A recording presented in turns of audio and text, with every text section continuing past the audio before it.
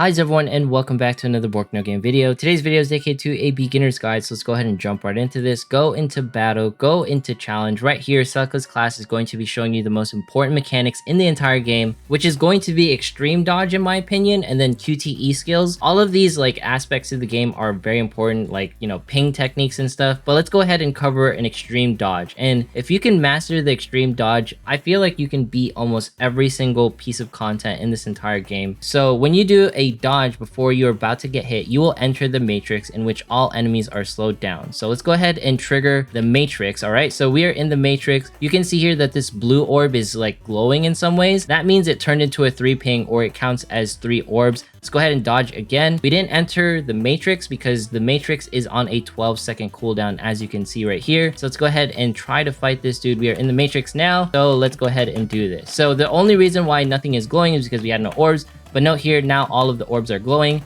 and we can't trigger the matrix because the little circlies isn't pretty much doing the things right here. Now you can see this is the most important parts to the game, because this is how you can stagger opponents while they're slowed down. You can essentially take advantage of this effect in order to deal more damage, to deal 3 pings and trigger core skills. It's one of the most important aspects that's not really overlooked in the game, but they sort of explain it. But Selka's class is going to be the best way to actually trigger it. All right, so this is going to show you how to do a 3 ping into the Lotus Dual Blade, which is Lucia's core skill. All right, go ahead and play it. It's going to be telling us you need to do the perfect or extreme dodge and then trigger the blue and then trigger the red. All right, so let's go ahead, let him attack us, and then we're going to do this. We're going to trigger the blue, which counts as 3, and we're going to trigger the red, and now we have the dual blade effect for Lucia's core skill. So as you can see, the extreme skill, you can take advantage of it in order to deal heavy burst damage at the start of the fight, in between fights, and you can also switch your characters in order to trigger the matrix at different moments of time. And let's go ahead and cover QTE skills. This is how you essentially do assist. All right, so note Lucia is in the red position. Note the red stuff behind her, then there's Liv. Note the blue stuff behind her, Nanami, and then note the yellow stuff behind her.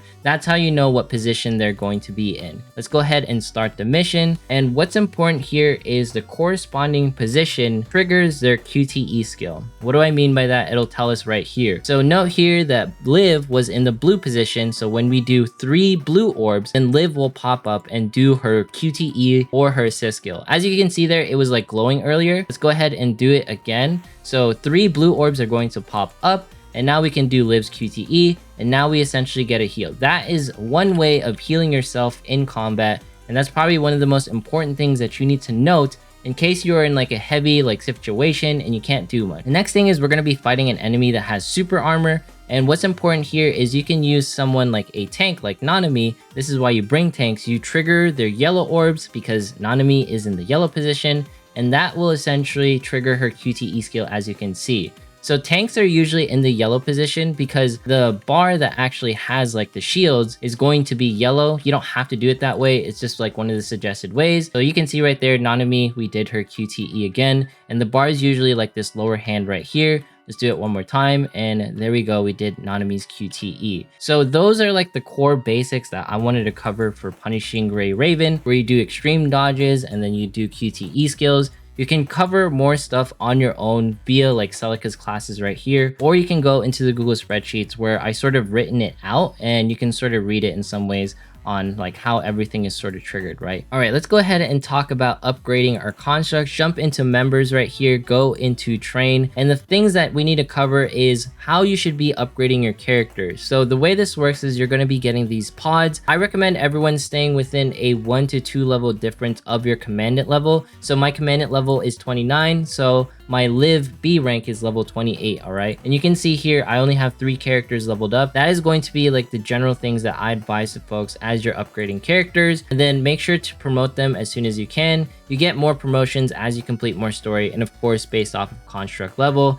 If you want to evolve your characters and increase their class, you're going to need shards, and you can get this via interlude. We'll cover it later. Now here are going to be skills. I recommend everyone constantly maxing these out. Don't be frugal with this, just use them. Don't even worry about it because you're getting more than enough skill points. You should also be farming these in resource points. This is going to be a decent place to essentially get more power and progress through the game, because this is just something that I shouldn't have ignored. You should always be just upgrading all of the skills. It's really easy to do it and it's not expensive whatsoever. So as you can see here, it only costs 2 skill points and some cogs to essentially max out the skill at this point. So it's relatively cheap. Like that was 1 skill point, and let's go ahead and jump back, and this is going to be 2 skill points. So just make sure to max out your skill points. It's just an easy thing to do, and whenever you have the chance, just upgrade your characters. All right, the next thing that I want us to cover is the actual like gear, because some of you are probably wondering, how do you get that? So if you jump into items right here, you can see there's like, you know, I have a couple of things. If I hit recycle right here and then I change out like these fodder weapons, I'll be getting like these weapon shards, and these weapon shards can essentially be recycled into a different weapon. You can do 3 of them and you will get 450 weapon shards. Let's go ahead and jump into the main menu and go into shop. Reason why I want 450 specifically, so as you can see here, these weapons are worth 450, and that's how I got my great sword for Kubbi Tenebrion. Now another thing is you probably saw it, is the memory sets, or otherwise known as gear sets. Now when it comes to this, you should be focusing on the actual set effects. So for example, spear is decent because it's attack plus 10. Yes, I could use something like Herman, but Herman deals damage based off of how close you are or how far you are from an opponent. So I'm obviously not going to use that on Liv, because usually I'm not putting her into the fight, and it honestly is more situational with her. Preferably, I would have more of like these healing gear sets where increase healing effect by 5%. I want more of those more than anything else. I did tell people not to use Ike and recycle him. Ike is situational, mostly because of the fact that I'm using Kubbi Tenebrion, and Kubbi Tenebrion does dark damage. So the elemental effect that he does, it's worth it for him. But if you're running someone like Bianca, or if you're running someone like Lucia, who's pure like physical DPS,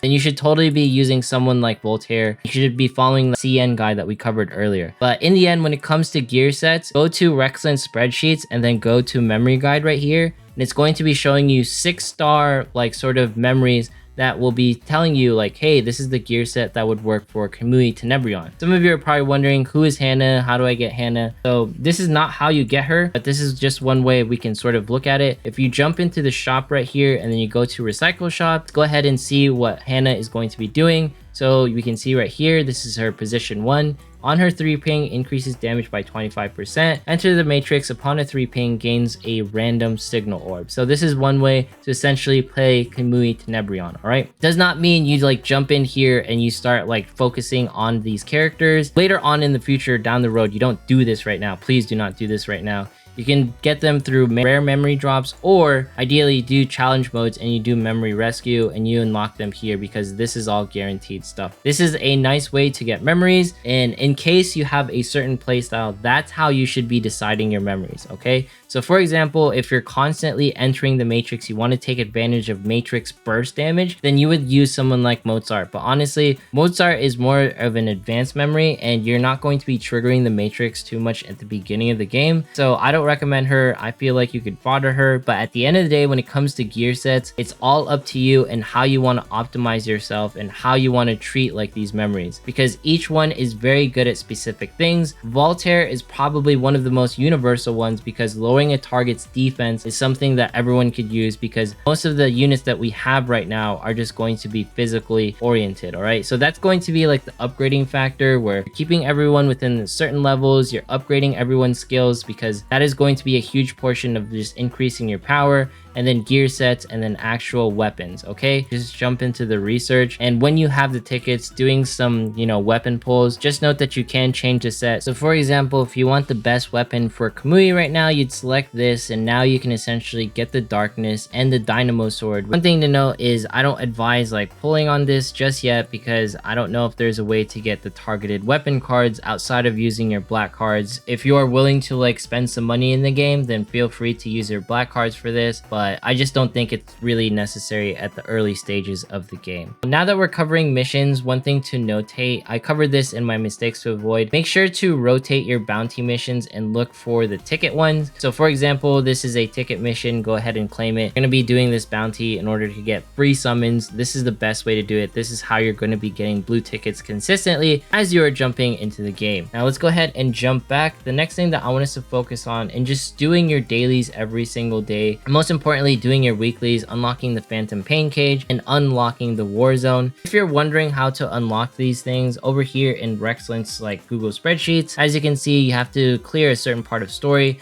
And for example, for Phantom Pain Cage, you have to be level 35 and clear 5-7 normal. If you want to see it in game, just go ahead and jump into the main menu, go into battle right here, jump into challenges, and you can see here Warzone is going to be unlocked for me, and then Phantom Pain Cage at 5-7. If you want to know how to like just progress and get as far as possible in the game, just keep doing your story, and whenever you don't have any story left to do, just jump into resources and just do like these skill point drops, do some cogs, do whatever you need to do in order to increase like your overall power just a bit. I don't recommend spending too much time into memory drop because this is heavily RNG, and I don't recommend doing equipment EXP material unless you really need it. You should be ideally focusing on doing overclocking and then doing some cogs or skill point drops, because skill point drops is just something that every single character. Now, one more thing that I wanted to cover is here's going to be the JP wiki. This is going to be telling you what to do every single day, where it's going to be daily missions, dormitory events, challenge modes, conflict areas, and the Phantom Pain Cage. And if you're wondering what is the challenge mode is like that shard system that we haven't talked about yet. So if you jump back here, you go into battle, and then you go into interlude. You jump here into Lucia's interlude. If you see here, we are in the challenge, as you can see. But if you switch to story mode, this is how it's going to be working. All right, so you should read the story. In my opinion, it's pretty good. But in challenge mode, you can get like these shards for Lucia specifically. Just note that there is a cooldown on this. You can only do this once per day, and you have 2 attempts, and you can essentially get 4 shards of a specific